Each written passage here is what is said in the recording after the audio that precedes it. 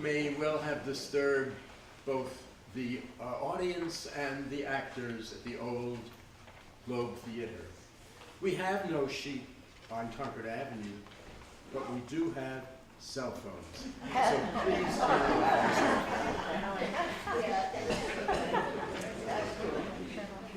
Good afternoon and welcome to the Francis Adelson Shakespeare Players production here in our spacious new theater at 34 Concord Avenue.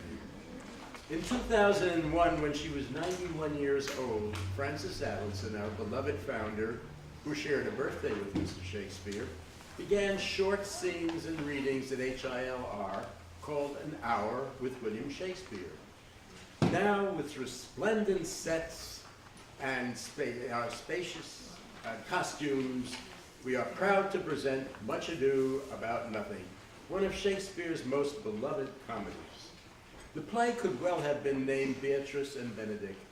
It's no wonder that since the interplay between these two characters brings us to the front of our seats with angst and the absurdity that often defines love. What can be more arresting than two lovers who won't quite admit to themselves that they're in love and require a good bit of coaxing, and who better than their friends to stoke the fire?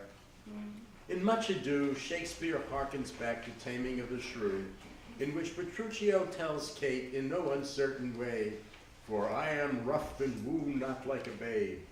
Today we will hear Benedick more slyly offering Beatrice, "Thou and I are too wise to woo peaceably."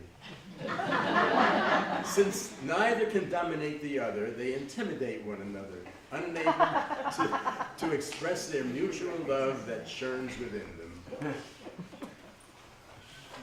And yes, in Much Ado, Shakespeare adds a subplot of two other would-be lovers, Claudio and Hero, who must, with help, survive the villain Don John's scheming, undo a mistaken observation, and to top it all off, witness a reincarnation. And the part of Leonato, Hero's father, will be augmented to include Leonata. And Dogberry, the knight constable whose ego is too vast to be contained in one body, becomes two, Dog and Berry. There will be one intermission. Now, come join us in this most delightful play.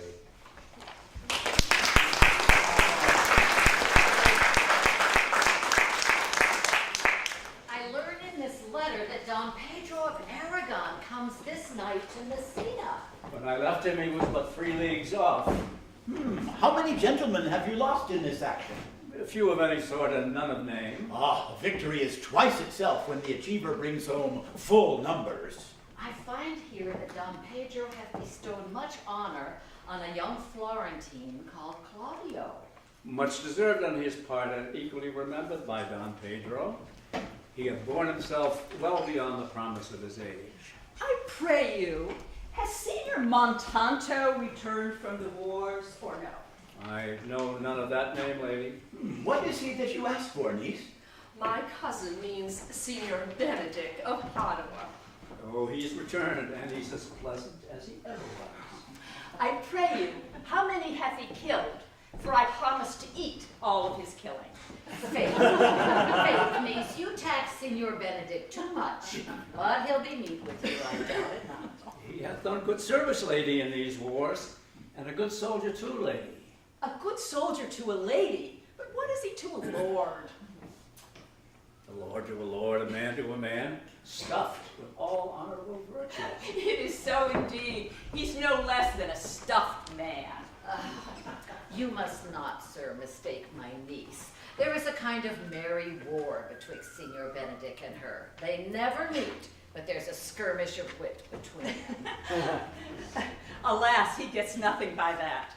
In our last conflict, 4 of his 5 wits went halting off. So now is the whole man governed with 1.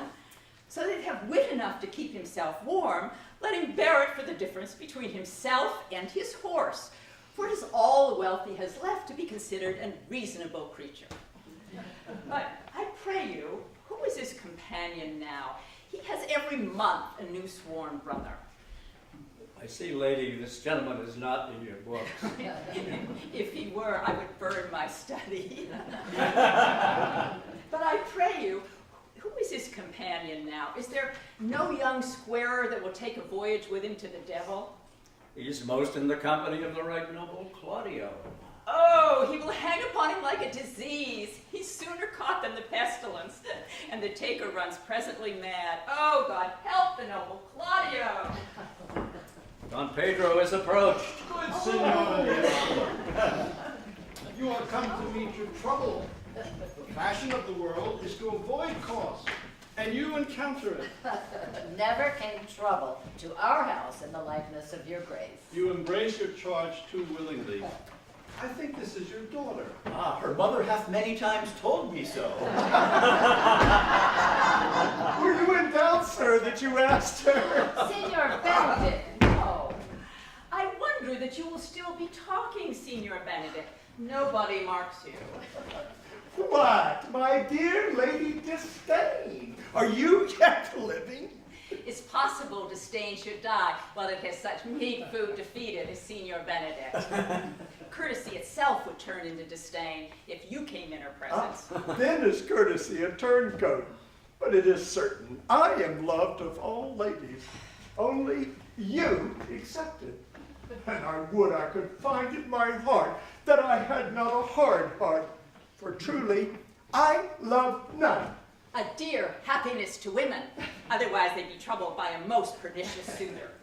I thank God and my cold blood. I'm of your humor for that, for I'd rather hear my dog bark at a crow than a man swear he loves me. God keep your ladyship still in that mind.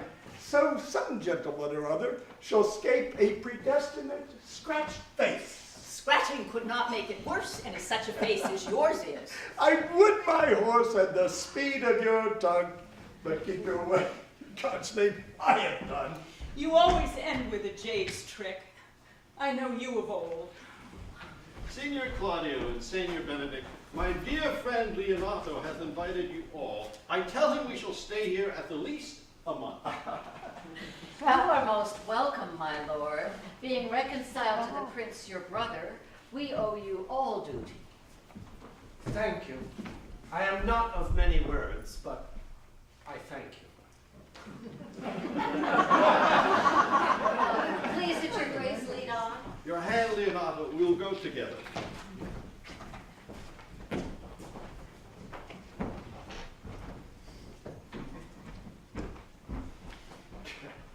Benedict, didst thou note the daughter of Signor Leonato? I noted her not, but I looked on her. Is she not a modest young lady? Do you question me for my simple true judgment, or would you have me speak after my custom as being a professed tyrant to their sex? No, I pray thee, speak in sober judgment. Ah, well. In faith, methinks she's too low for a high praise, too brown for a fair praise, and too little for a great praise. Would you buy her that you inquire after her?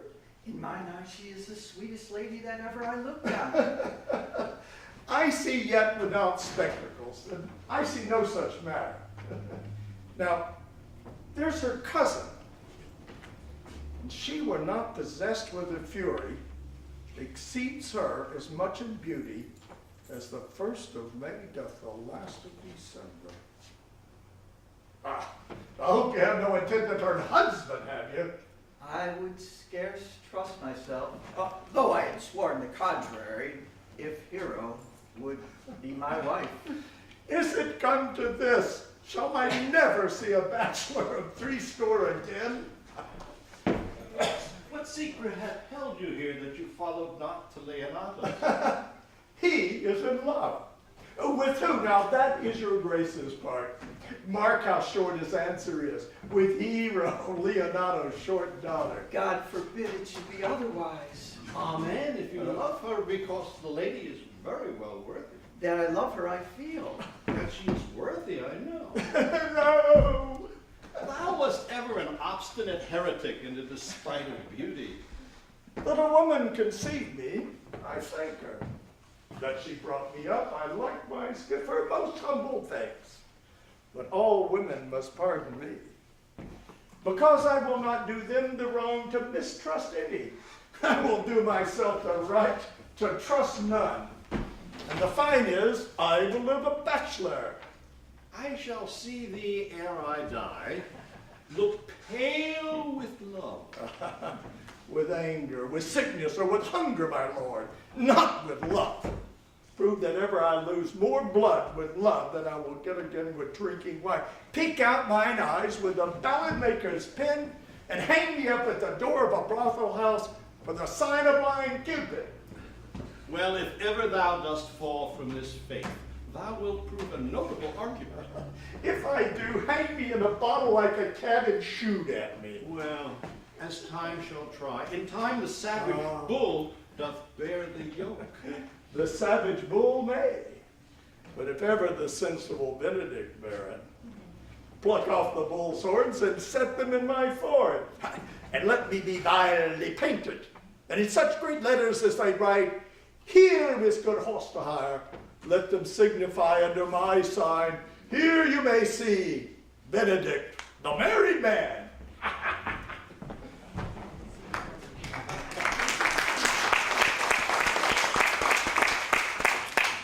My liege, your highness now may do me good. Hath Leonato any son, my lord? No child but Hero, she's his only heir. Dost thou affect her, Claudio? Oh, my lord, when you went onward on this ended action, I looked upon her with a soldier's eye that liked, but had a rougher task at hand than to drive liking to the name of love.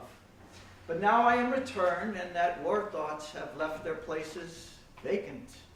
In their rooms come thronging soft, delicate desires, all prompting me how fair young Hero is, saying, I liked her ere I went to wars. If thou dost love fair Hero, cherish it, and I will break with her and with her father, and thou shalt have her. I know we shall have reveling tonight. I will assume thy part in some disguise, and tell fair Hero I am Claudio, and in her bosom I'll unclasp my heart, and take her hearing prisoner with the force and strong encounter of my amorous tale. Then after, to her father will I break, and the conclusion is, she shall be thine.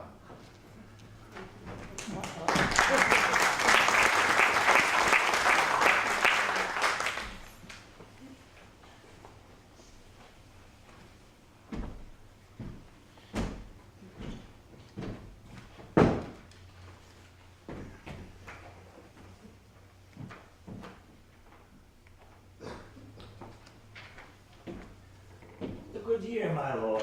Why are you thus out of measure sad?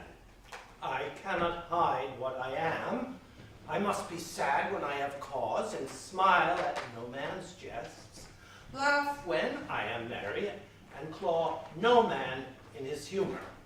Yea, but you must not make the full show of this, till you may do it without controlment. You have of late stood out against your brother, and he hath ta'en you newly into his grace. I had rather be a canker in that hedge than a rose in his grace. In this, though it cannot be said I am a flattering, honest man, it must not be denied, but I am a plain-dealing villain.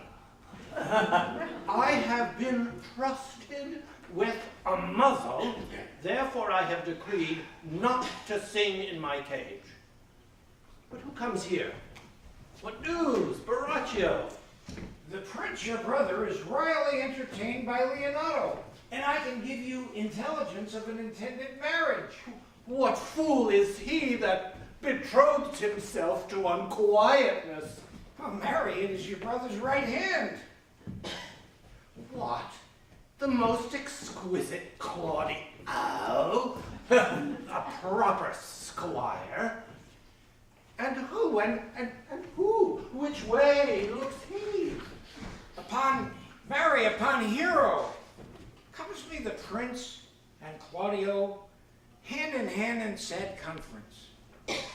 I whipped me behind the arras, and there heard it agreed upon that the prince should woo Hero for himself, and having obtained her, give her to Count Claudio. Come, this may prove food to my displeasure. That young startup hath all the glory of my overthrow. If I can cross him anyway, I bless myself every way. You both are sure and will assist me? To the death, my lord. Was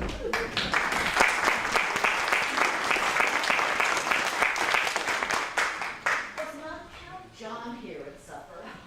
How tartly that gentleman looks. I never see him, but I'm heartburn for an hour after. He is of a very melancholy disposition. You know, what an excellent man that were made somewhere between himself and Signor Benedict. For the one is too like an idol and says nothing, and the other is too like my lady's eldest son, evermore tattling.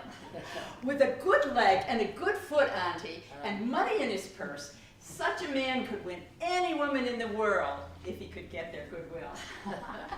By my troth, niece, thou wilt never get thee a husband if thou be so shrewd of thy tongue. In faith, she's too cursed. And by being too cursed, God will send you no horns. Just that he send me no husband, for the which blessing I'm on my knees every morning and every evening. But Lord, I could not endure a husband with a beard on his face. I would rather lie in the wool. You may light on a husband that hath no beard. What should I do with him? Dress him in my apparel and make him my lady gentlewoman? Well, niece, I hope one day to see you fitted with a husband. And daughter, remember what I told you. If the prince do solicit you in that kind, you know your answer. The fault will be in the music, cousin, if you be not wooed in good time. The revelers are entering, brother. Make good room.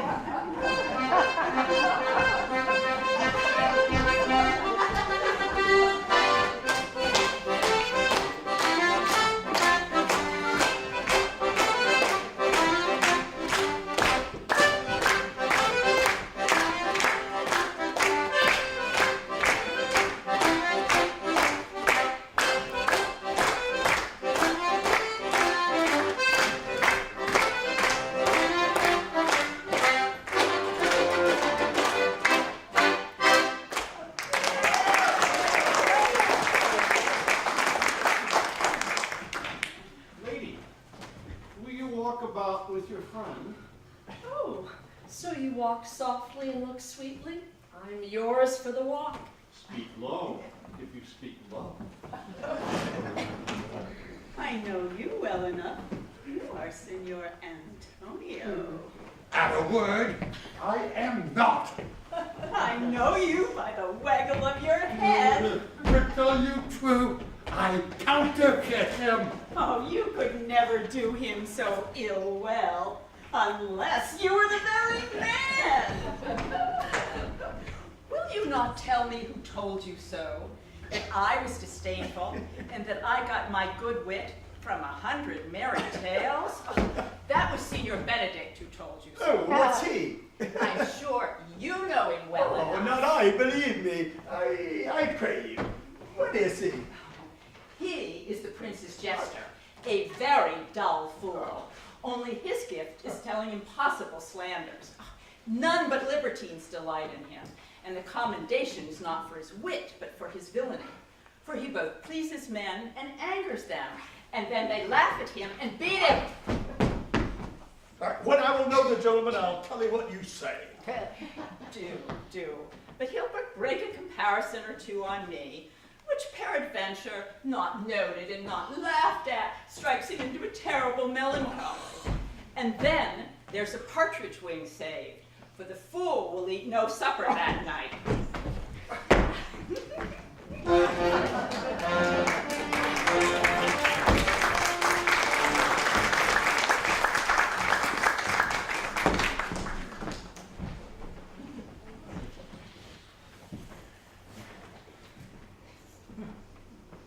Our Are not you Signor Benedict? You know me well. I am he. Signor, you are very near my brother in his love. He's enamored on Hero. I pray you dissuade him from her. She is no equal for his birth. How know you that he loves her? I heard him swear his affection. So did I too. He swore he would marry her tonight. Come, let us to the banquet.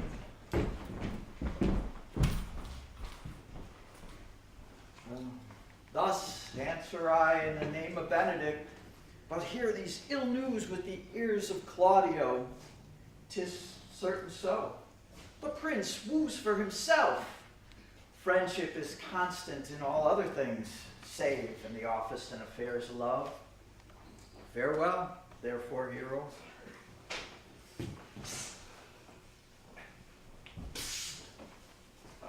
Come, will you go with me? Whither? About your own business, County, where the prince has got your hero. I wish him joy of her. But did you think the prince would have served you thus? I pray you, leave me. Now you strike like the blind man. 'Twas the boy that stole your meat, and you'll beat the post. If it will not be, I'll leave you. Alas, poor hurt fowl. Now will he creep into senses. But that the Lady Beatrice should know me and not know me. The prince's jester. It is the base, though bitter disposition of Beatrice that puts the world into her person, and so gives me out. Well, I'll be revenged as I may. Now, senor, where's the count? Did you see him?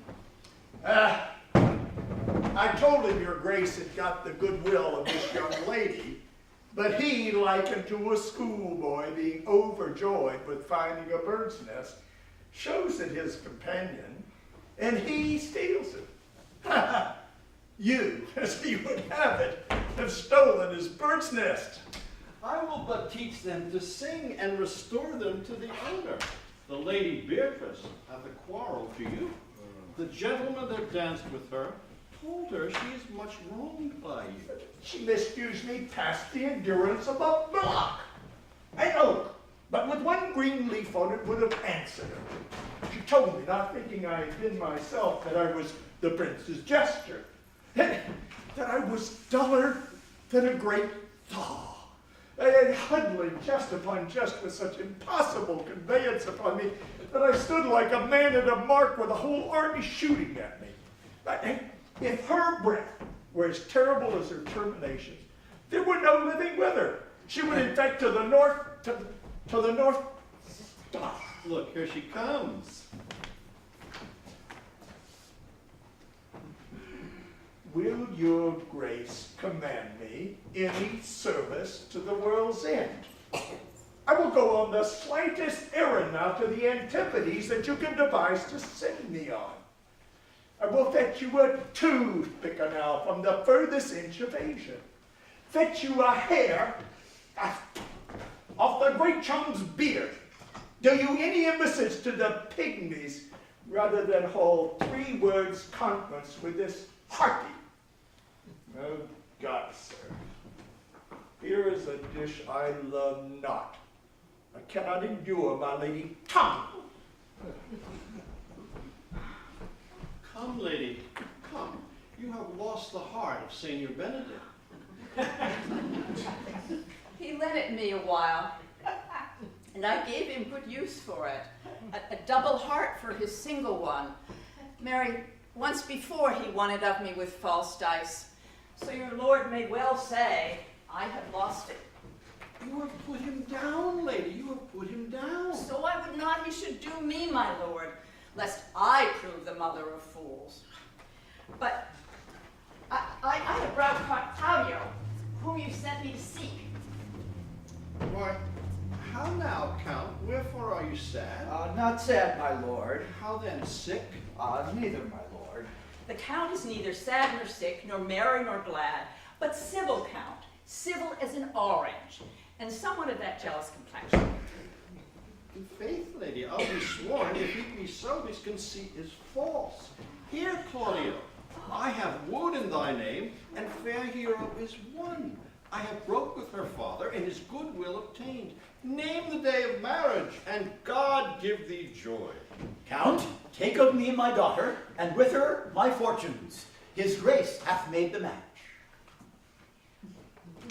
Speak, Count, 'tis your cue. Silence is the perfectest herald of joy. I were but little happy if I could say how much. Speak, cousin, and if you cannot, seal his mouth with a kiss, so he cannot speak neither. Faith, lady, you have a merry heart. And so she doth. Oh, good Lord for alliance. There goes everyone in the world but I, and I am sunburnt. I must sit in the corner and cry, hi ho for a husband. Lady Beatrice, I will get you one. Oh, I'd rather have one of your father's getting. Does your grace have a brother like you? Will you have me, lady? Oh, no, truly not. Unless I could have another for working days. Your grace is too costly to wear every day. Out of question, you were born in a merry hour. Indeed, my mother cried, but then there was a star danced, and under that was I born. Cousins, God give you joy. Niece, will you look to those things I told you of? Oh, I cry you mercy, by your grace's pardon. By my troth, a pleasant-spirited lady. She cannot endure to hear tell of a husband. Oh, no, by no means. She mocks all her wooers out of suit. She were an excellent wife for Benedict. Oh, Lord, my lord, if they were but a week married, they would talk themselves mad. County Claudio, when mean you to go to church? Tomorrow, my lord. Time goes on crutches till love have all his rights. Not till Monday, my dear son, which is hence just 7 night. I will, in the interim, undertake one of Hercules' labors, which is to bring Signor Benedict and the Lady Beatrice into a mountain of affection, the one with the other. I would fain have it a match, and I doubt not but to fashion it, if you four will but minister such assistance as I shall give you direction. Oh, my lord, I am for you, though it cost me 10 nights' watching. And I, my lord. And you too, gentle hero. I will do any modest office, my lord, to help my cousin to a good husband. And Benedict is not the unhopefulest husband that I know. I will teach you how to humor your cousin, that she shall fall in love with Benedict. And I, with your help, will so practice on Benedict that he shall fall in love with Beatrice. If we can do this, Cupid's glory shall be ours, for we are the only love gods. Go in with me, and I will tell you my drift.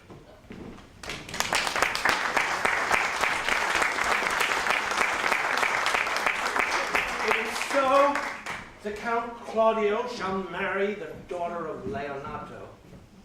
Yea, my lord, I can cross it. Not honestly, my lord, but so covertly that no dishonesty shall appear in me. Show me, briefly, how. I think I told your lordship a year since how much I am in the favor of Margaret, the waiting gentlewoman to Hero. I can, at any unseasonable instant of the night, appoint her to appear to look out at her lady's chamber window. Go then to the prince your brother, spare not to tell him that he hath wronged his honor in marrying the renowned Claudio to a contaminated stale such a one as Hero. What proof shall I make of that? Proof enough to misuse the prince, to vex Claudio, to undo Hero and kill Leonato. Go then, tell tell them that you know that Hero loves me. They will scarcely believe this without trial. Offer them instances, which shall bear no less likelihood than to see me at her chamber window. Hear me call Margaret Hero. Hear Margaret term me by my name. And bring them to see this the very night before the intended wedding. Be thou cunning in the working this, and thy fee is 1,000 ducats. Be you constant in the accusation, and my cunning shall not shame me. I will presently go learn their wedding day.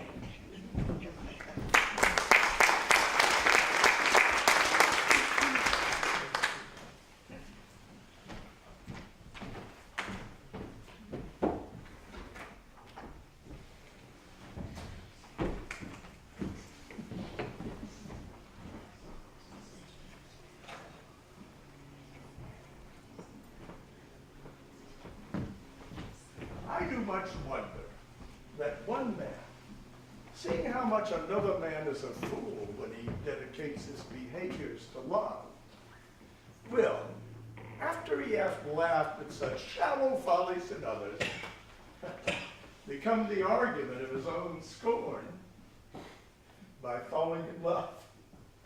Such a man as Claudio. He was wont to speak plain and to the purpose, like an honest man and soldier. Now as he turned orthography, his words are a very fantastical banquet, just so many strange dishes. May I be so converted and see what he says? Cannot tell. No, I think not. Now, one woman is fair, yet I'm well. Another is wise, yet I'm well. Another virtuous, yet I am well. But until all the graces be in one woman shall not come in my grace. Well, rich she shall be, that's certain. Wise, or I'll none. Fair, or I'll never look on her. Mild, or not near me. Of good discourse. An excellent musician, and her hair shall be of what color it please God. Come the prince of Monsieur Love will hide me in the arbor. Shall we hear this music? Yea, my good lord, how still the evening is. As hushed on purpose to grace harmony. See you where Benedict hath hid himself. Oh, very well, my lord. Come, Balthazar, we'll hear that song again.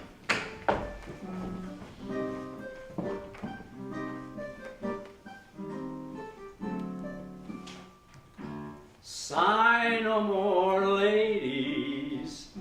Sigh no more, ladies. Sigh no more. Sigh no more. Men were deceivers, men were deceivers, men were deceivers ever. In one thing constant never, one foot in sea and one on shore. To one thing constant never. Then sigh not so and let them go. Sigh not so and let them go, and be you blithe and bonny. Be you blithe and bonny, converting all your sounds of woe into hey nonny nonny nonny. Sigh no more, ladies. Sigh no more, ladies. But be you blithe and bonny.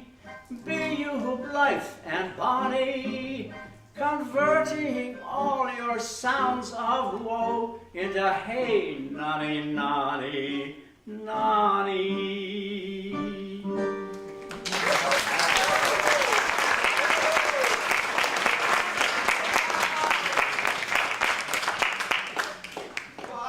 right, Roth. A good song.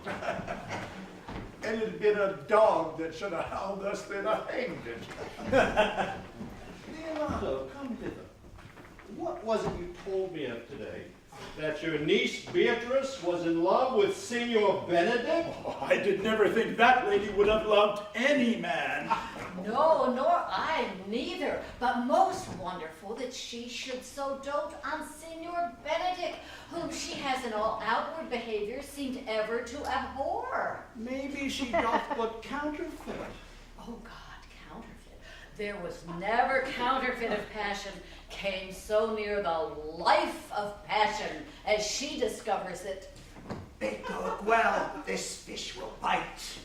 How? How, pray you? You amaze me. I would have thought her spirit had been invincible against all assaults of affection. I would have sworn it, my lord, especially against Benedict. I should think this a gull, but that the blue hair couple speak it. Knavery cannot sure hide himself in such reverence. He hath ta'en the infection.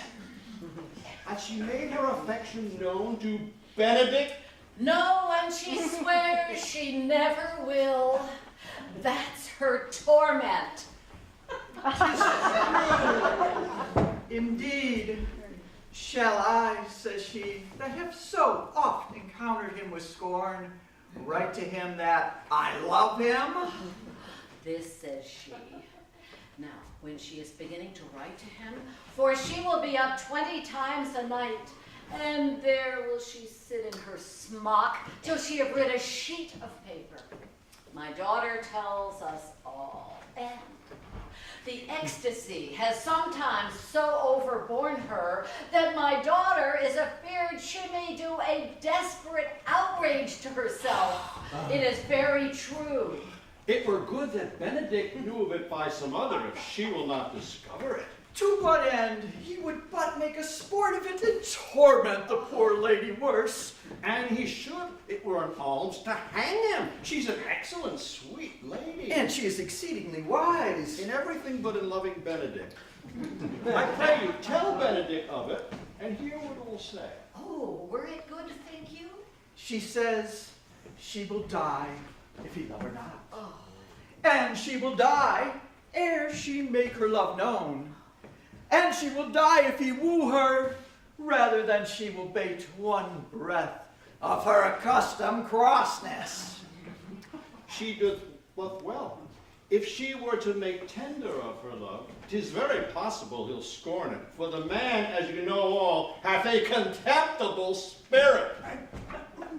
He is a very proper man. Oh, before God, and in my mind, very wise. He doth indeed show some sparks that are like wit. And I take him to be valiant. Oh, as Hector, I assure you. Well, I'm sorry for your niece. Shall we go seek Benedict and tell him of her love? Oh, never tell him, my lord. Let her wear it out with good counsel. Nay, that's impossible. She may wear her heart out first. Well, we'll hear further of it by your daughter. Let it cool a while. I love Benedict well, and I could wish he would modestly examine himself to see how much he is unworthy so good a lady.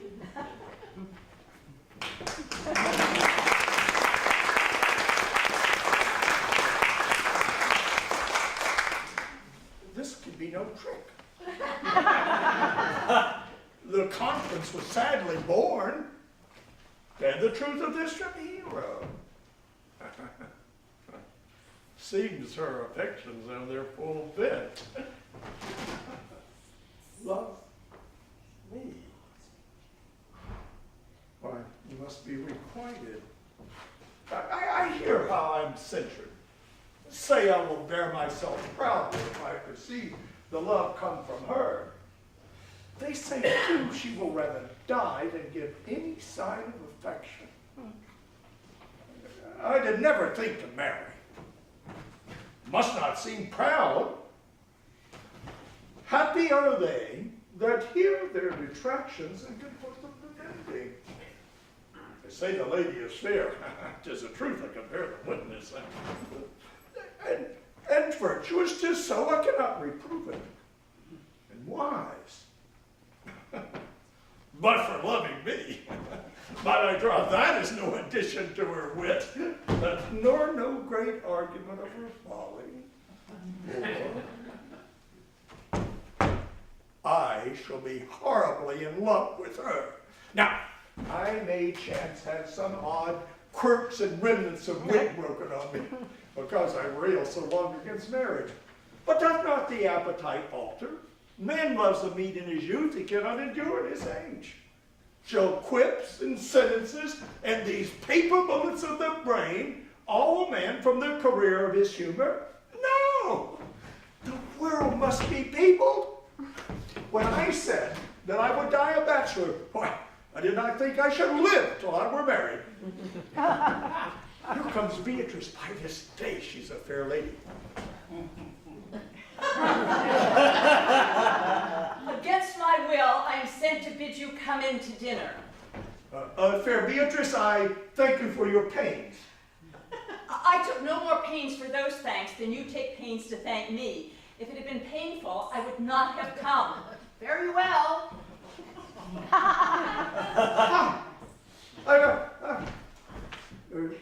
Against my will, I am sent to bid you come in to dinner. Now, there's a double meaning in that.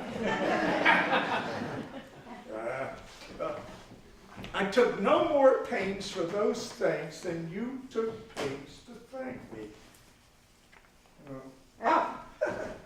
Why, that's as much as to say, any pains I take for you were as easy as thanks.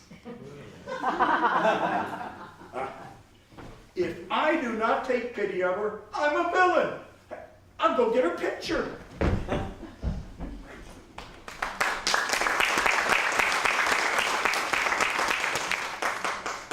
Good Margaret, run to the parlor. There shalt thou find my cousin Beatrice. Whisper her ear and tell her I and Ursula walk in the orchard, and our whole discourse is all of her. Say that thou overheardst us. I'll make her come. I warrant you, presently. Now, Ursula, when Beatrice doth come, our talk must only be of Benedick. My talk to thee must be how Benedick is sick in love with Beatrice. This matter is little Cupid's crafty arrow made. Now begin, for look, where Beatrice, like a lapwing, runs close by the ground to hear our conference.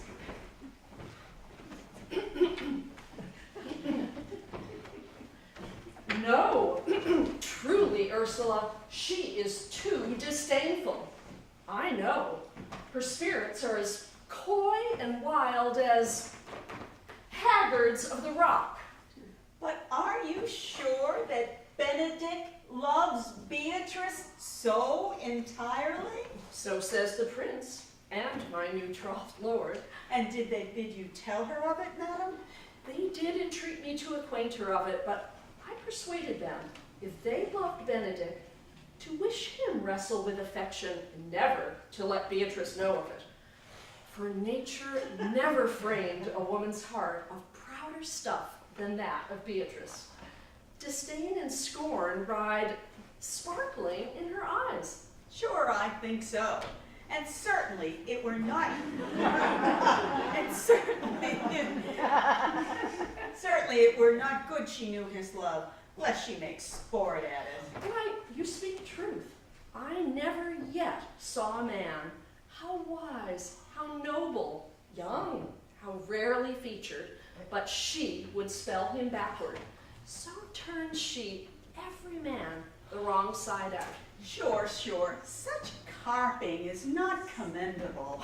But who would dare tell her so? If I should speak, she would mock me into air. Oh, she would laugh me out of myself, press me to death with wit.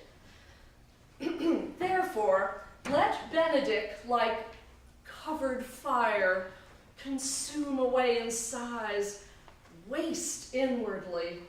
It were a better death than die with mocks. Yet, tell her of it, madam. Hear what she will say. I will go to Benedict and counsel him to fight against his passion. He is the only man of Italy. Always accepted my dear Claudio. When are you married, madam? Oh, every day. Tomorrow. Come, go inside. I'll show you some attires and have thy counsel.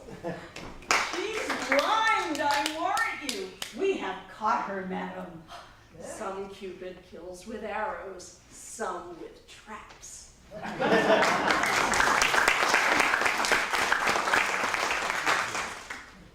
What fires in mine ears? Can this be true? Stand I condemned for spite and scorn so much? Well, contempt farewell, and maiden pride adieu. No glory lies behind the back of such.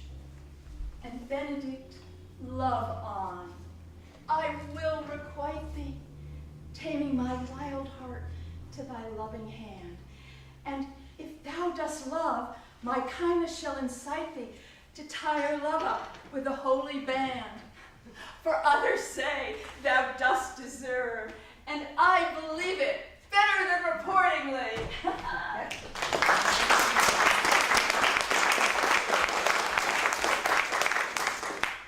I do but stay till your marriage be consummate, and then go I toward Aragon. I'll bring you thither, my lord, if you'll vouchsafe me. Nay, that would be as great a soil in the new gloss of your marriage as to show a child his new coat would forbid him to wear it. I will only be bold with Benedict for his company, for from the crown of his head to the sole of his foot, he is all mirth.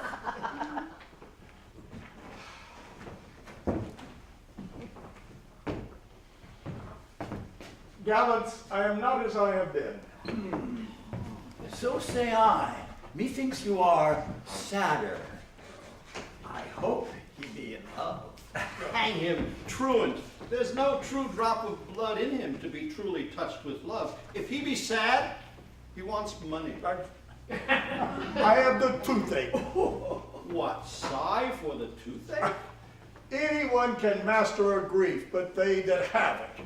If he be not in love with some woman, there's no believing old signs.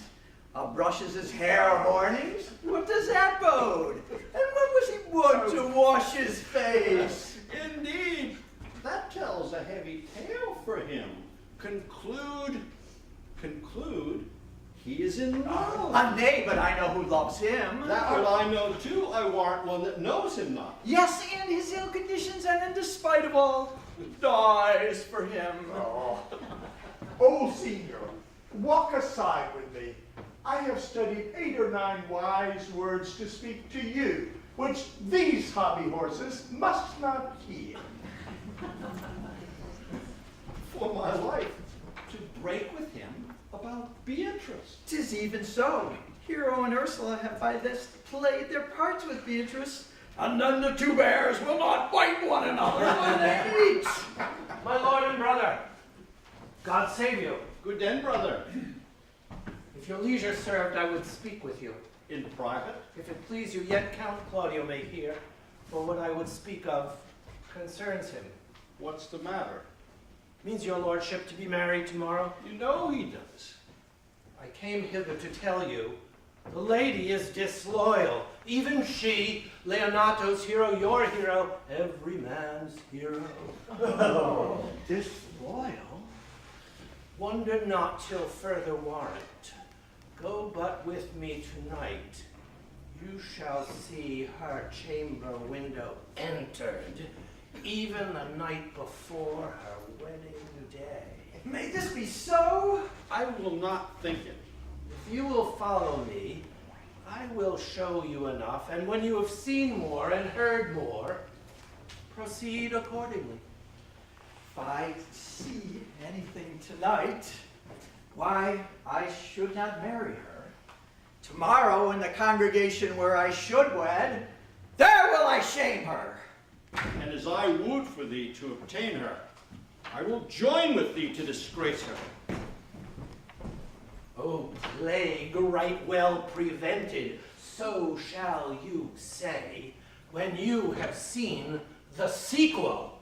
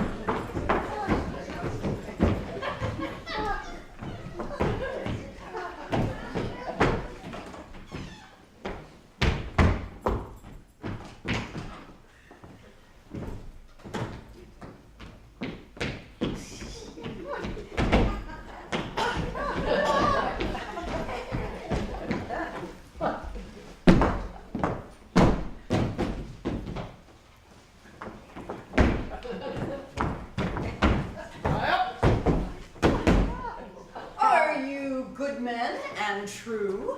Yea, or else it were pity, but they should suffer salvation, body and soul. Nay, that were a punishment too good for them, being chosen for the prince's watch. Well, give them their charge, neighbor Dogberry. First, who think you the most desertless man to be constable? You okay, sir, or George Seacole, for they can write and read. Come hither, neighbor Seacole. To be a well-favored man is the gift of fortune. But to write and read comes by nature. Both which, Master Constables? You have, I knew it would be your answer. Well, you were thought here to be the most senseless and fit man for the constable of the watch. Therefore, bear you the lantern. This is your charge. You shall comprehend all Vagrom men. You shall bid any man stand in the prince's name. However, will not stand. Why then, let him go until, let him go. And presently call the rest of the watch together. And thank God you are rid of a knave. He will not stand when he is bidden. He is none of the prince's subjects. True. And they are to meddle with none but the prince's subjects. You are to make no noise in the streets, for the watch to babble and to talk is most tolerable. And not to be endured. We will rather sleep than talk. We know what belongs to a watch. Why, you speak like an ancient and most quiet watchman. For I cannot see how sleeping should offend. Only have a care that your bills be not stolen. Well, you are to call at all the alehouses and bid those that are drunk, get them to bed. How if they will not? Why?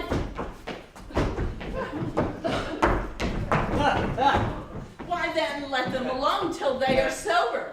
If they make you not then the better answer. You may say they are not the men you took them for. Well, sir.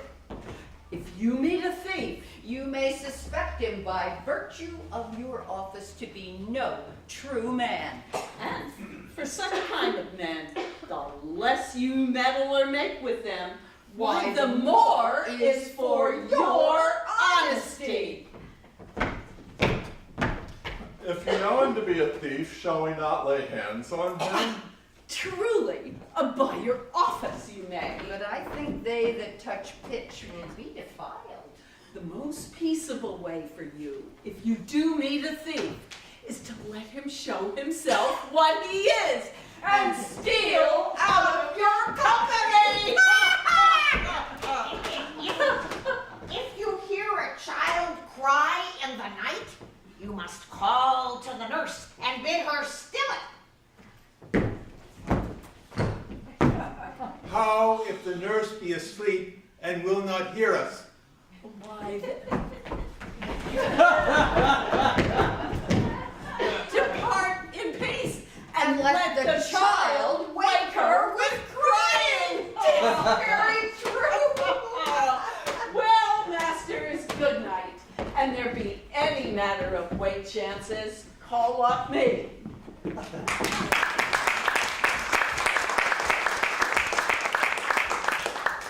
Well, masters, we hear our charge. Now let's both sit here by the church bench till 2. And then, All to bed! One word more, honest neighbors. Be vigilant! Adieu! Come, neighbor!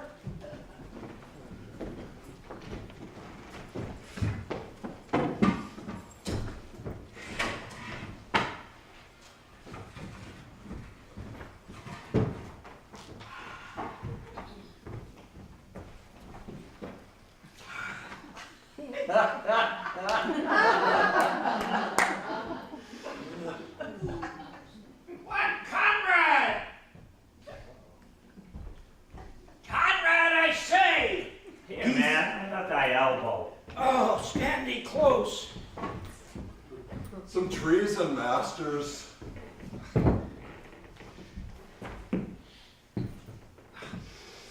Therefore, know, I have earned of Don John 1,000 ducats. Is it possible that any villainy should be so dear? Didst thou not hear somebody? No, 'twas the vein on the house. No, I have tonight wooed Margaret, the lady hero's gentlewoman. She leads me out her mistress's chamber window, bids me 1,000 times good night. I tell this tale vilely. I should first tell thee how the prince, my master, Claudio and my master, planted and placed and possessed by my master Don John, saw afar off in the orchard this amiable encounter. And thought they Margaret was hero? 2 of them did, the prince and Claudio. Away went Claudio, enraged, swore he would meet her as he was appointed next morning at the temple, and there shame her with what he saw o'ernight. Oh, we got you. we charge you in the prince's name, stand. call up the right master constable. We have here recovered the most dangerous piece of lechery that ever was known in the Commonwealth. Masters! Never speak, we charge you in the prince's name. You must obey.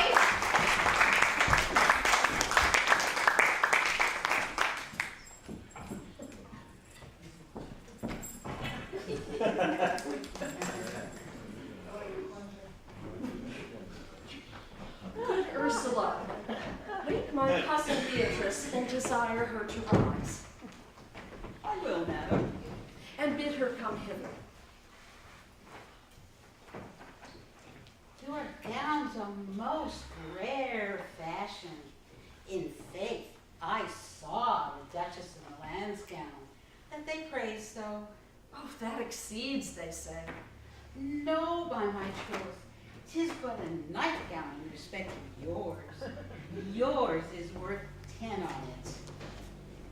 God give me joy to wear it, for my heart is exceeding heavy. 'Twill be heavier soon, by the weight of a man. Fie upon thee! Art not ashamed? Of what, lady? Of speaking honorably? Is there any harm in the heavier for a husband? None, I think. Be it the right husband and the right wife. Ask my lady Beatrice else. Here she comes. Good morrow, coz. Oh, good morrow, sweet hero. Why, how now? Do you speak in the sick tune? I am out of all other tune, methinks. But 'tis almost 5 o'clock. 'Tis time you were ready. Oh, by my troth, I am sick. Oh, I hope. Oh. sent me. They are an excellent perfume. I can't smell. I am stuffed. Made and stuffed. There's goodly catching a cold. By my troth, I'm sick. Get you some of this distilled Cardius Benedictus and lay it on your heart. Benedictus? Why Benedictus? You have some moral in this Benedictus?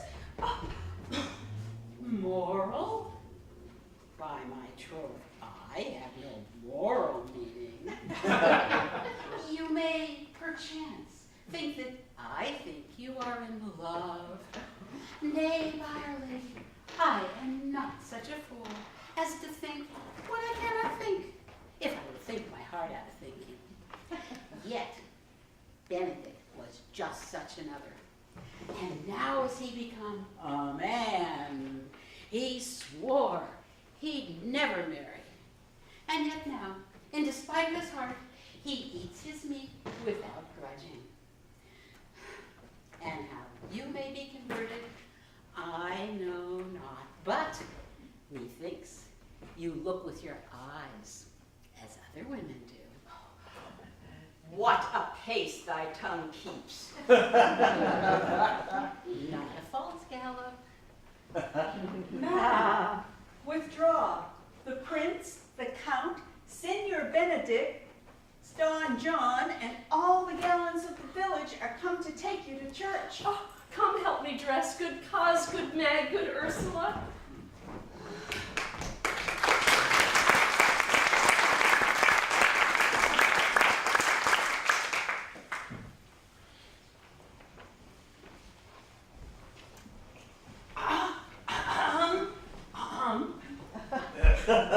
What would you with me, honest neighbor? Oh, marry, sir, I would have some confidence with you that discerns you nearly. Well, brief, I pray you, for you see it is a busy time with me. Oh, marry, this it is, sir. Yes, in truth, it is, sir. Well, what is it, my friends? Goodman Verges, sir, speaks a little off the matter. An old man, sir. And his wits are not so blunt as, God help, I would desire they were. But in faith, honest as the skin between his brows. Yes, I thank God I am as honest as any man living. That is an old man and no honester than I. Oh, come, comparisons are odorous. Polybus, neighbor Verges.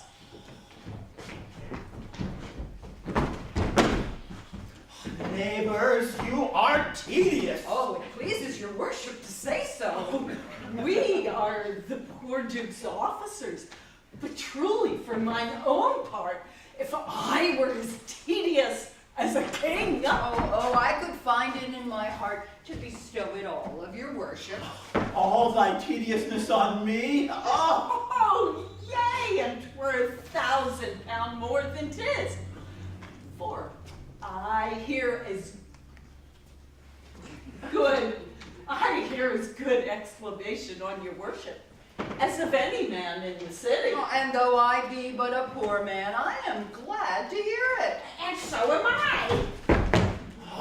I would fain know what you have to say. Marry, sir, our watch tonight, accepting your worship's presence, attaining a couple of as errant knaves as any in Messina. Good old man, sir. Oh, he will be talking. As they say, when the age is in. Oh, the wit is out. Oh, well, God help us. It is a world to see. Well said, in faith, neighbor Verges. Well, God's a good man. And when two men ride of a horse, one must ride behind. But God is to be worshipped. All men are not alike, alas, good neighbor. I must leave you. Oh, one word, sir. Our wants, sir, have indeed comprehended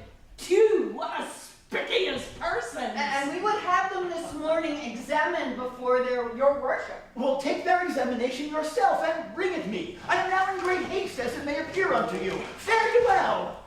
My lord, they stayed for you to bring your daughter to her husband. Oh, I'll wait upon them. I am ready.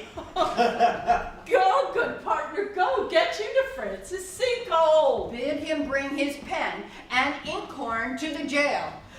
We are now to examination these men. And we must do it wisely. Oh, we will spare for no wit, I warrant you. Get the learned writer to set down our excommunication. And meet me at the jail.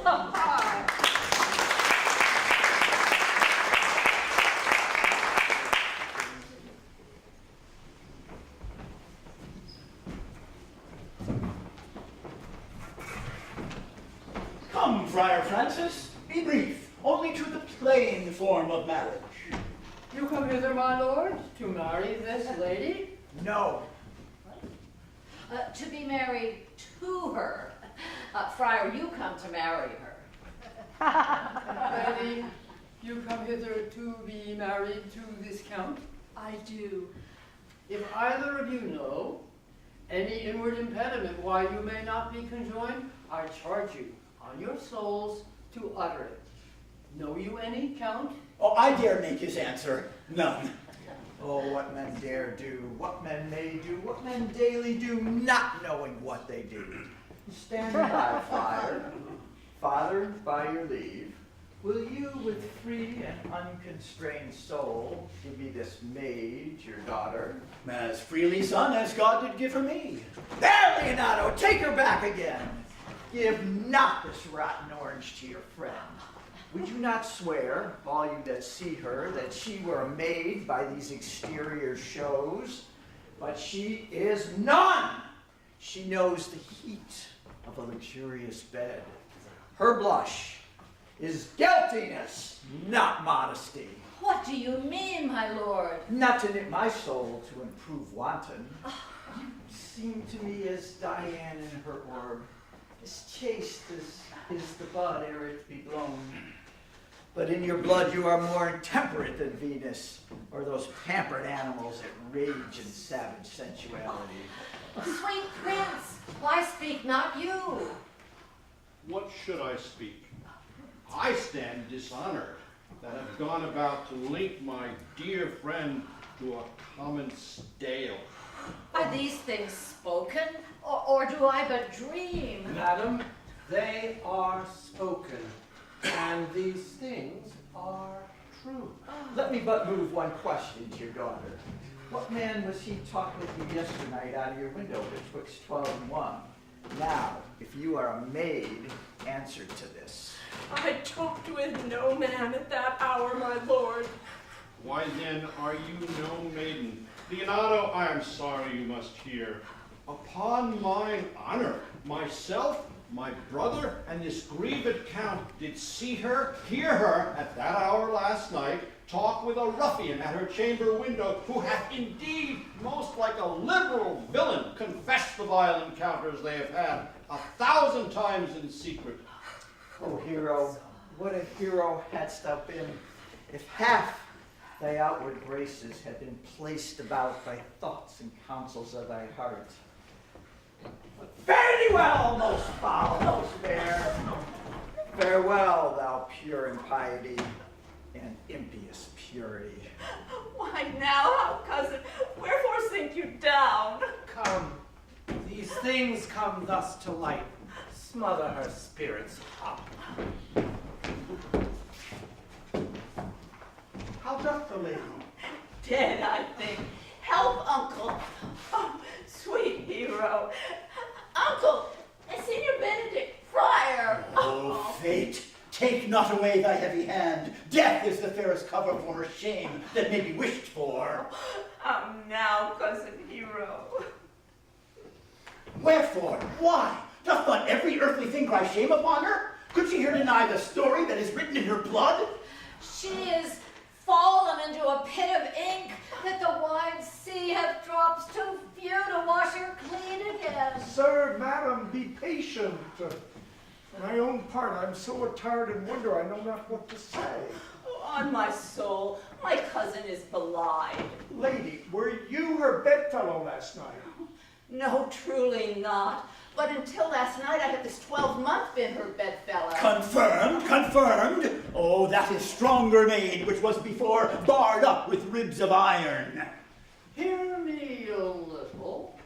I have been silent so long, and given way unto this course of fortune.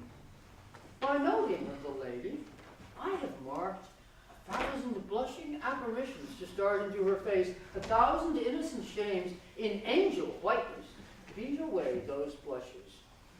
Trust not my reading nor my observations, my reverence, calling, nor divinity, if this sweet lady lie not guiltless here, under some biting arrow.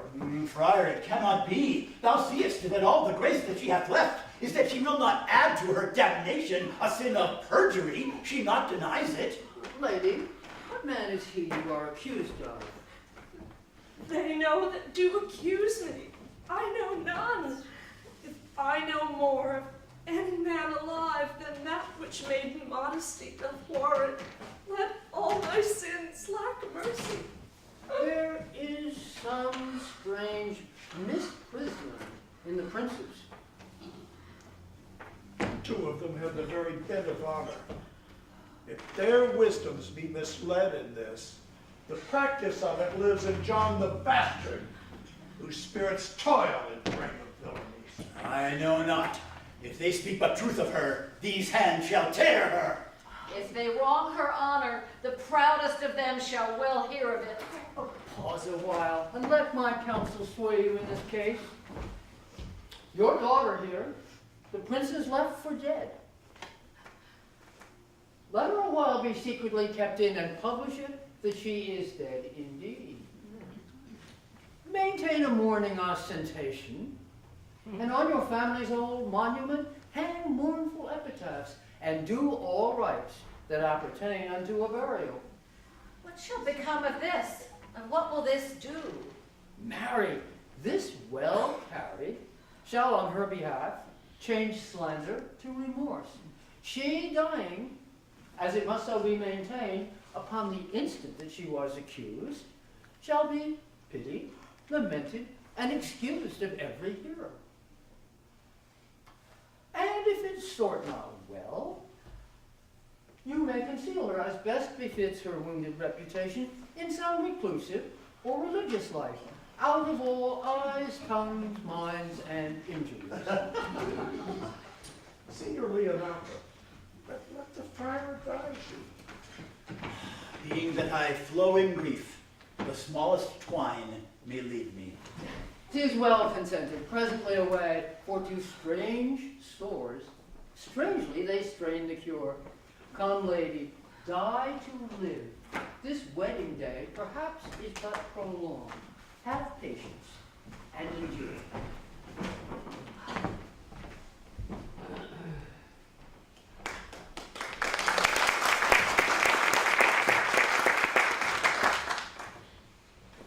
Lady Beatrice, have you wept all this while? Yea, and I will weep a while longer. I will not desire that. Surely I do believe your fair cousin is wrong. How much might the man deserve of me that would right her? I do love nothing in the world so well as you. Is not that strange? A strange thing I know not. For it was possible for me to say, I love nothing in the world so well as you. But believe me not, yet I lie not. I confess to nothing. Yet I'm not lying. Oh, my cousin is belied. Oh. By my sword, Beatrice, thou lovest me. Will you not eat your word? With no sauce that can be devised to it. I protest, I love thee. Well, you've saved me in a happy hour, for I was about to say, I loved you. And do it with all thy heart. I love you with so much in my heart, there's nothing left to protest. Come, bid me do anything for thee. Kill Claudio. Not for the white world. You kill me to deny it. Tarry, sweet Beatrice. No, I am gone. No, I am here. There is no love in you. Let me go. Beatrice. Faith, I will go. Is Claudio thine enemy? Oh, is he not proved in the height of villain, that has slandered, scorned, and dishonored my kinswoman? Oh, that I were a man! To take her in hand until I were to join hands, and then, with public slander, uncovered accusations, she is totally belied. Oh, if I were a man, I would eat his heart in the marketplace. Hear me, Beatrice. Oh, sweet hero. She is wronged, she is slandered, she is undone. Oh. Princes and counties, surely a princely testimony. A goodly count, Count Comfect, a sweet gallant. Oh, if I were a man for his sake, I cannot be a man with wishing. Therefore I will die a woman with grieving. Tarry, Beatrice. I love thee. Think you in your soul that Count Claudio hath wronged Hero? As surely as I have a heart or a soul. Enough. Enough. I am engaged. I will challenge him. By this hand, Claudio shall render me a dear account. As you hear of me, so think of me. Go, comfort your cousin. I must say she is dead. And so, farewell.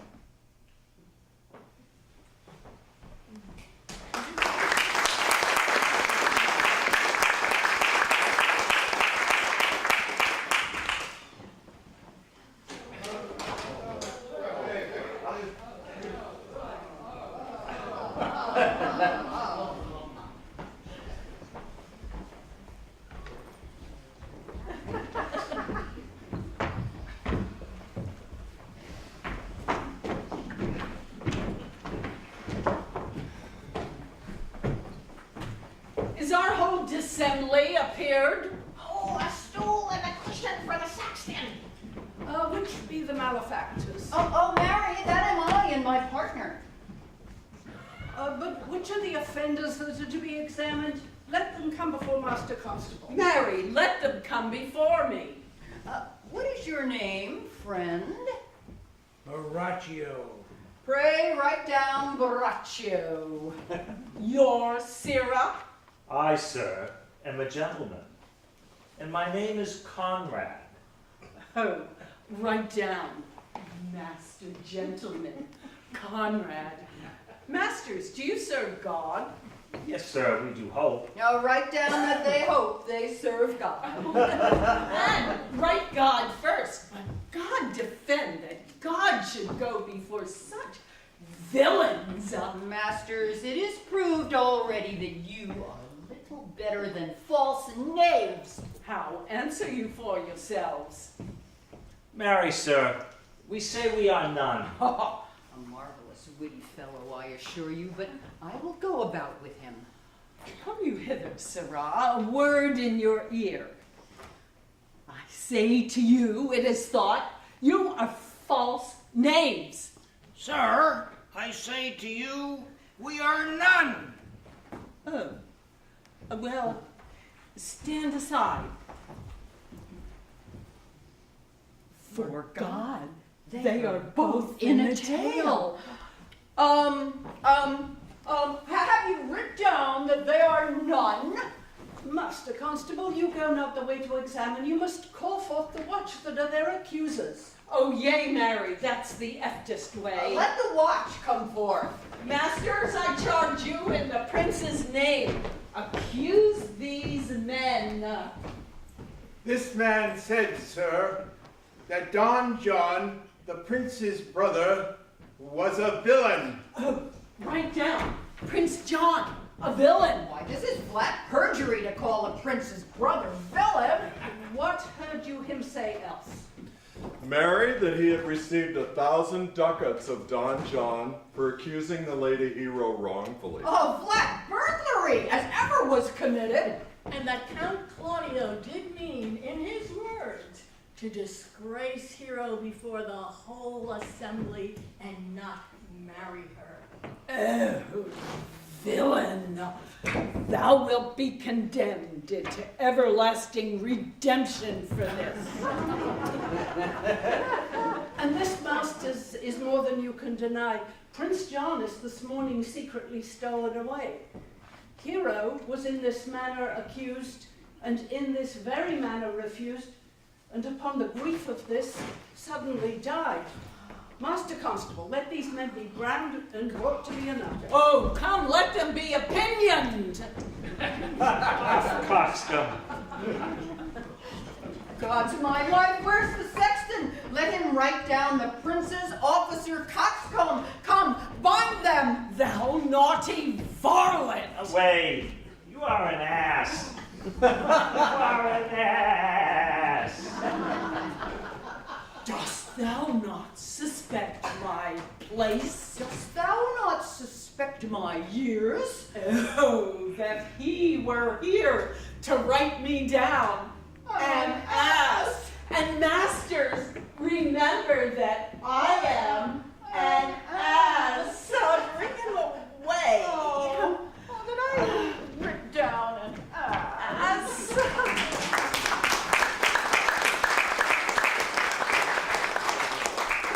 If you go on thus, you will kill yourself.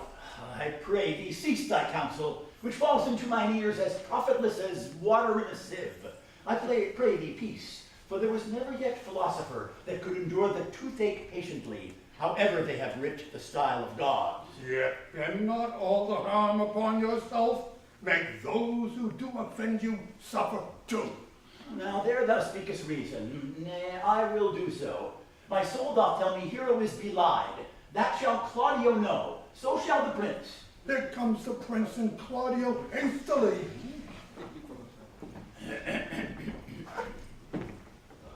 Good end, good end. Good day to both of you. Some haste, my lord. Well, fare you well, my lord. Are you so hasty now? Well? Nay, do not quarrel with us, good old man. Nay, never lay thy hand upon thy sword. I fear thee not.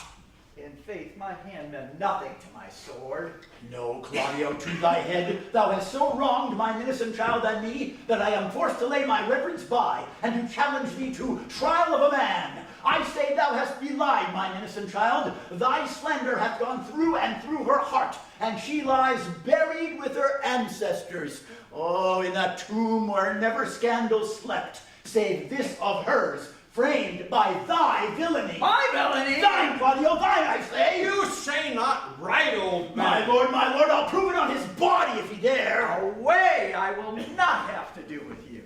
Come, 'tis no matter, do not you meddle. Let me deal in this. Gentlemen both, we will not wait your patience.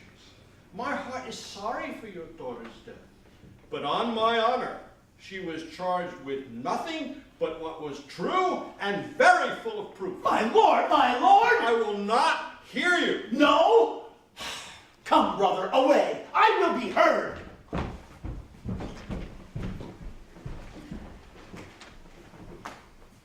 See, here comes the man we went to seek. Now, Signor, what news? Good day, my lord. Welcome. You are come almost apart, almost afraid. We'd like to have had our two noses snapped off with two old men without teeth. In a false quarrel, there's no true valor. I came to seek you both. We have been up and down to seek thee, for we are high-proof melancholy, and would fain have it beaten away. Wilt thou use thy wit? It is in my scabbard. Shall I draw it? By this light, he changes more and more. I think he'd be angry indeed. Shall I speak a word in your ear? Well, God bless me from a challenge. You are a villain.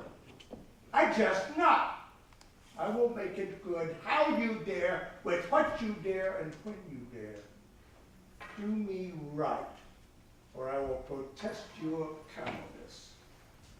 You've killed a sweet lady, and her death will weigh heavy on you.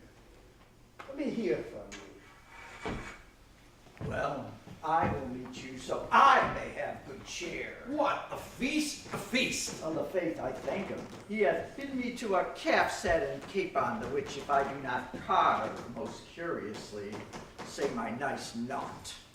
I'll tell thee how Beatrice praised thy wit the other day. I said, thou hast a fine wit. True, said she, a fine little one. Nay, said I, a good wit. Just, said she, it hurts nobody. Thus did she and I were together transhape thy particular virtues. Yet at last she concluded with a sigh, thou wast the properest man in Italy. Fare you well, boy. You know my mind. I will leave you now to your gossip-like humor. You break jest as braggarts do their blades, which, God be thanked, hurt not. My lord, for your many courtesies I thank you. I must discontinue your company. Your brother is fled from Messina. You have among you killed a sweet and innocent lady. For my lord Lackbeard there, he and I shall meet. Until then, peace be with him.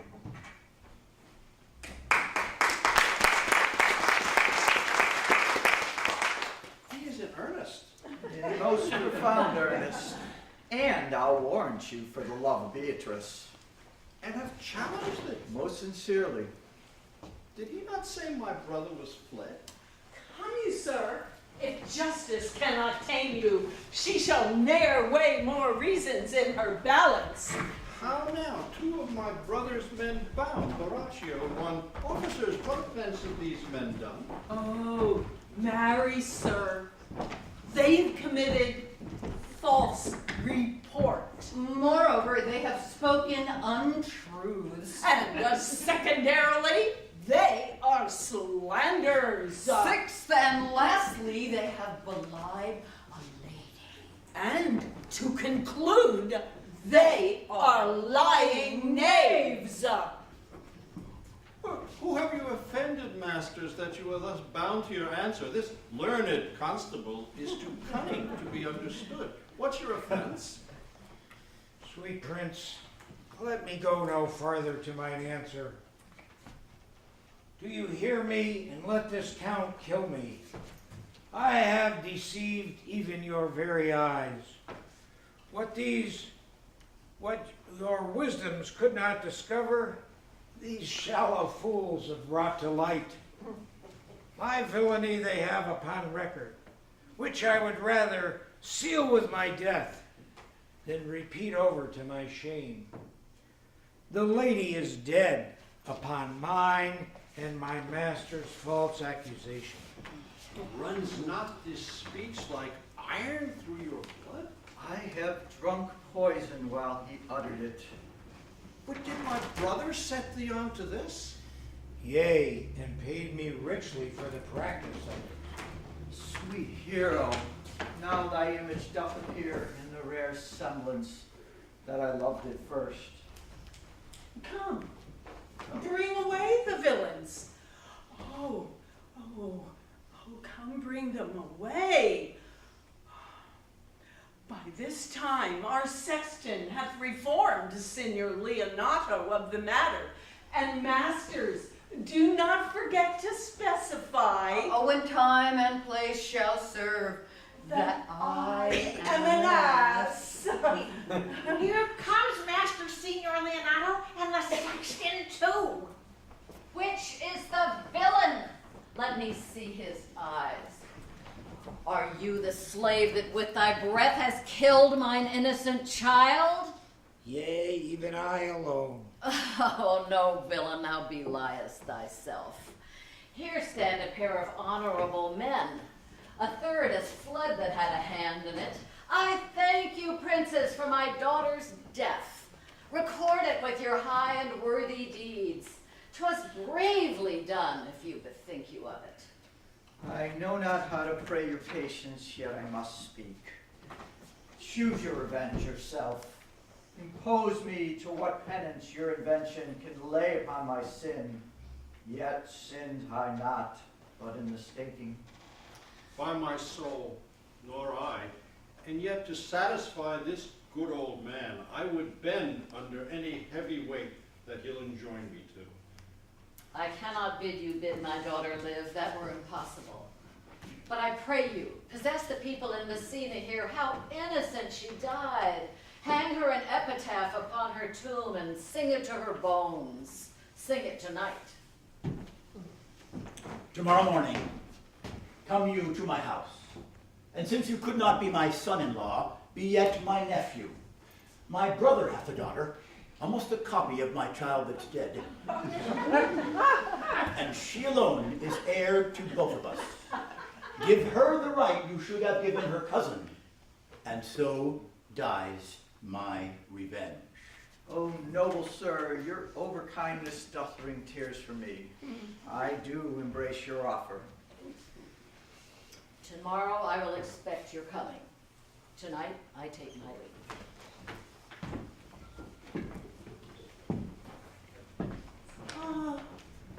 Moreover, sir, which indeed is not under white and black, this plaintiff here, The offender, did call me as.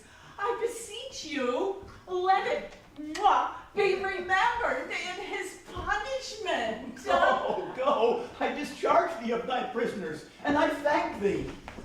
Until tomorrow morning, lords, farewell.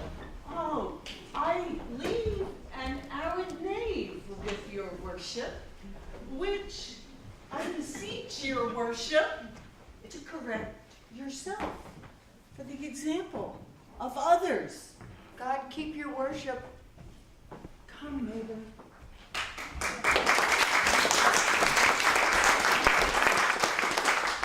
We will not fail. Tonight I mourn with Hero.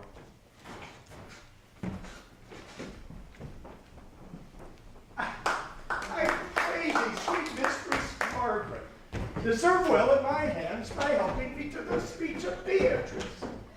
Well, I will call Beatrice to you, who I think have legs.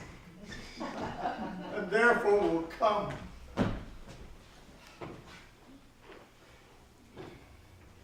The God of love that sits above and knows me and knows me. How pitiful I deserve. I mean in singing, not in loving. Mary, I cannot show it in rhyme. I tried. I cannot find out any rhyme to lady but baby. I did a simple rhyme. For scored but whored. A hard rhyme. For school, fool. Babbling rhyme. Very ominous endings. Nope, I was not born under a rhyming planet, nor I cannot woo in festival terms.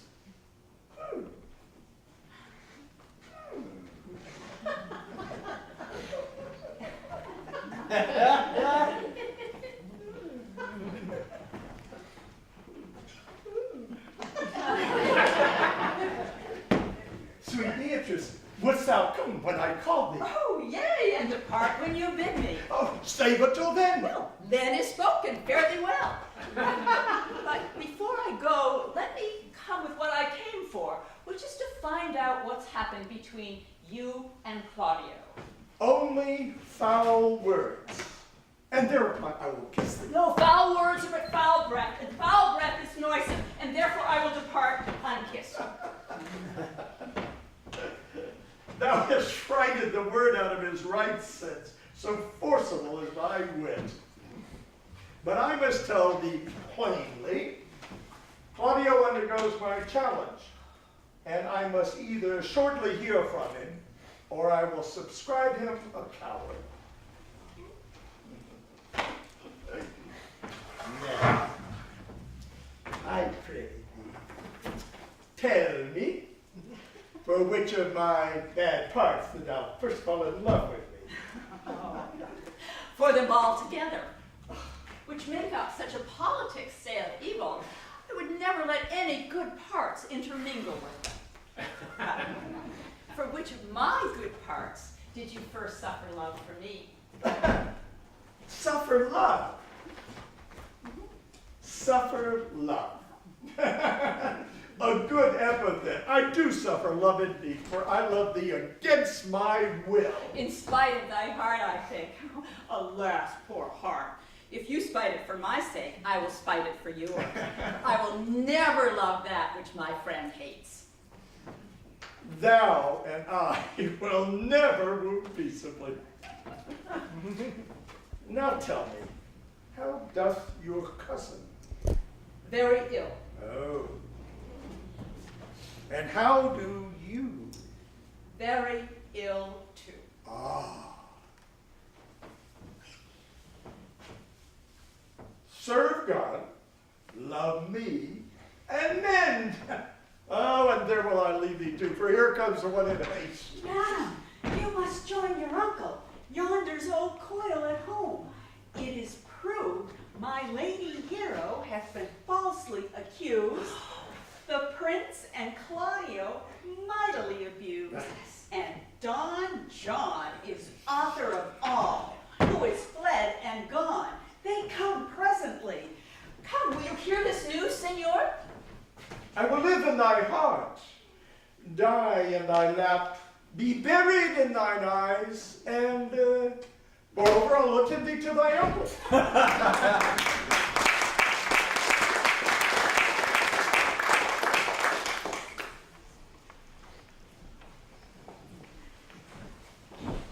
Did I not tell you she was innocent? Well, so were the prince and Claudio, who had that error that they believed. I am glad that all things sort so well. And so am I, being else by faith enforced to call young Claudio to a reckoning for it. Daughter and gentlewomen all, withdraw into a chamber by yourselves, and when I send for you, come hither masked. You know your office, brother. You must be father to your brother's daughter, and give her to young Claudio. Which I will do with confirmed confidence. I must entreat your kings, I think. To do what, senor? To bind me or undo me, one of them. Signor Leonardo. Truth it is, good signor, that your niece regards me with an eye of favor. That eye my daughter lent her. 'Tis most true. And I do with an eye of love requite her. Well, the sight whereof I think you had from me, from Claudio and the prince. But what's your will? Your answer, sir, is enigmatical. But for my will is that your goodwill may stand with ours this day to be conjoined in the honorable state of marriage, for which good friar shall desire your help. My heart is with your liking. And my help. Here come the prince and Claudio. Good morrow to this fair assembly. Good morrow, Prince. Good morrow, Claudio. We here attend you. Are you yet determined today to marry with my brother's daughter? I'll hold my mind were she in Ethiopia. Call her forth, brother. Here's the friar ready. Good morrow, Benedict. Why, what's the matter that you have such a February face? So full of frost, and storm, and cloudiness. I think he thinks upon the savage bull. Bull Jones, sir, had an amiable low. And some such strange bull leaped you a father's cow, and cut a calf in that same noble feat, much like to you, for you have just his bleat. For this I owe you. Here comes other reckonings, which is the lady I must seize upon. The same is she, and I do give you for her. Why, then she is mine. Sweet, let me see your face. No, no, that you shall not. Not till you take her hand before this friar and swear to marry her. Give me your hand before this holy friar. I am your husband, if you like me. When I lived, I was your other wife. And when you loved, you were my other husband. Oh, another hero! Nothing certainer. One hero died defiled, but I do live. And surely as I live, I'm a maid. The former hero. Hero that is dead. She died, my lord, but whilst her slander lived. All this amazement can I qualify, when that the holy rites are ended, and I tell you largely of fair hero's death. Soft and fair, friar. Which is Beatrice? I answer to that name. What is your will? Do not you love me? Why, no. No more than reason. Why then your uncle and the Prince and Claudia have been to see this, so you did. Do not you love me? Why? No, no more than reason. Well, then my cousin Margaret and Ursula are much deceived, for they did swear you did. They swore you were almost sick for me. They swore you were well nigh dead for me. There's no such matter. But then you did not love me. Well, no, but in friendly recompense. Cousin, you know you love the gentleman. And I'll be sworn upon that he loves her, for here's a paper written in his hand, a halting sonnet of his own pure brain, fashioned to Beatrice. And here's another, written by cousin's hand, stolen from her pocket, containing her affection unto Benedict.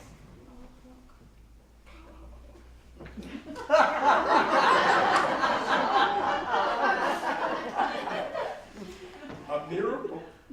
Here's our own hands against our hearts. Oh, come, I will have thee.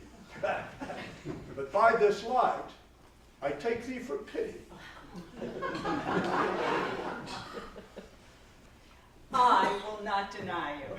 But this good day, I yield to great persuasion, and partial life, for I was told you were in a consumption. Peace! I will stop your mouth.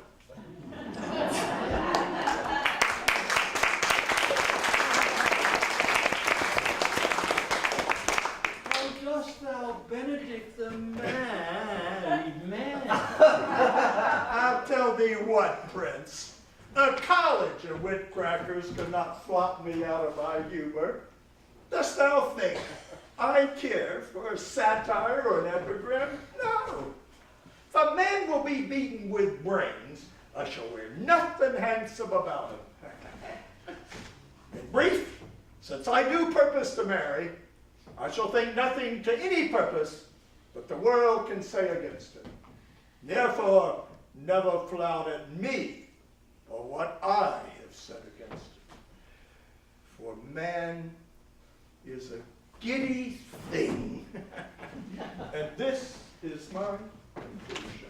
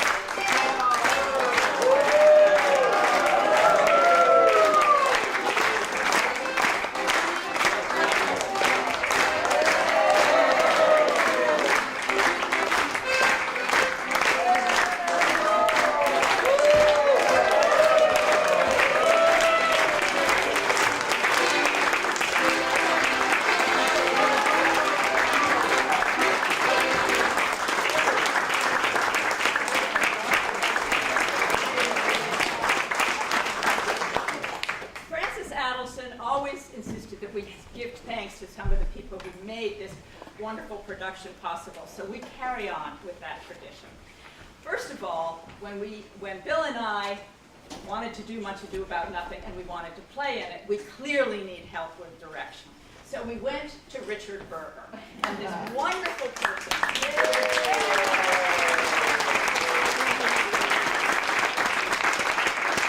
He's really a nice man. And he's not a few words. He's a wonderful actor, marvelous character development, and was a great person to direct with. Thank you. And Paul Pemsler, a provocateur who gives our prologue and who has been doing this since you did it with Francis Adelson. Yes, and many of you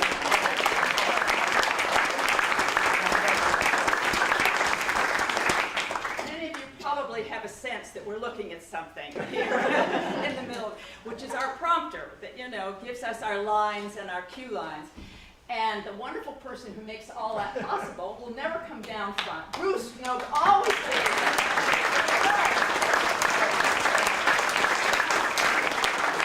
I'm nominating him for sainthood, really. He's so wonderful. Now I want Susan Harris from stage right, and come on down here, Nancy Raphael from the green room, and Cynthia Salton from stage left, if you would come down here.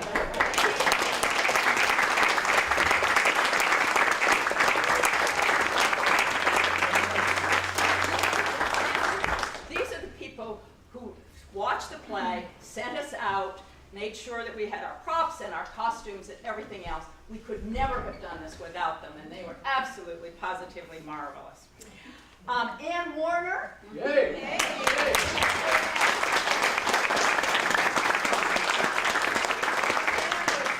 Behind the scenery, playing for David, but has consulted with us on all things musical, and we are always incredibly grateful to you.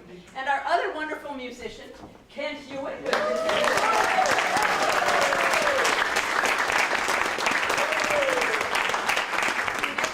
makes my feet dance and my heart sing, let me tell you. Bill Boone watched Much Ado About Nothing and saw Emma Thompson play Beatrice in a dress that he really loved. Well, he didn't get Emma Thompson, but he did get the dress. And Jennifer Huntington, right here.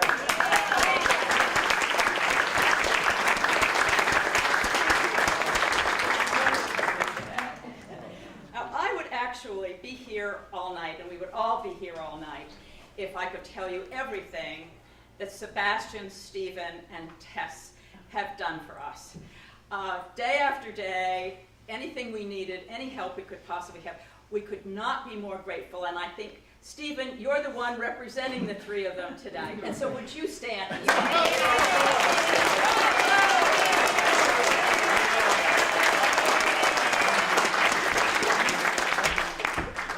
And now I'm going to introduce someone that most of you don't know, but you do know her work. Barbara Landy, who has not even been here a year, and most of the time that was working on this production. Now, I had to learn 350 lines. That was easy compared to enumerating the list of things that she has done to contribute to this production. I intended to, the way actors do, write them on here, but I forgot. So you all help me out if I leave out anything. First of all, the poster that you see reproduced on the playbill, she did the playbill, she did the poster. She has filmed most of the rehearsals we've had so that, as Bobby Burns said, we could see ourselves as others see us. That was not all that good. But she's filmed these productions, which will now appear very shortly on YouTube, and we think we'll probably be a little bit better at that. There's also going to be the documentary that she's preparing. It's going to take a while. She's got about 30,000 pictures by my count on the production that we've done here. And so many other things that, is there anything? Oh, yeah. This scenery, this magnificent scenery that Barbara has done. I point out to you, being a guy who likes numbers, that when this is hung, as it will be, of course, in the Louvre Museum in Paris, alas, it will only be the second largest painting in the joint. I said to myself, is this could this possibly be larger than David's coronation of Napoleon? Yes, by 30 square feet. There's another picture, but you know, Barbara's working on some extensions over here because we need 20 more square feet, that's all. So Barbara, thank you so much.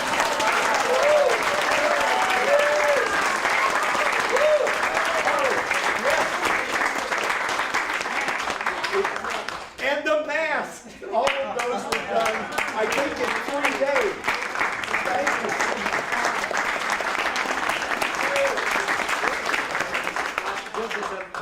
Remember, my character, there are no small parts. Bill and Pat have put in a month, 2 months of hours on this, 6 months, a year of hours on this play, in their directing and the planning. The planning was unbelievable. If ever you need an invasion, these guys, bring them up.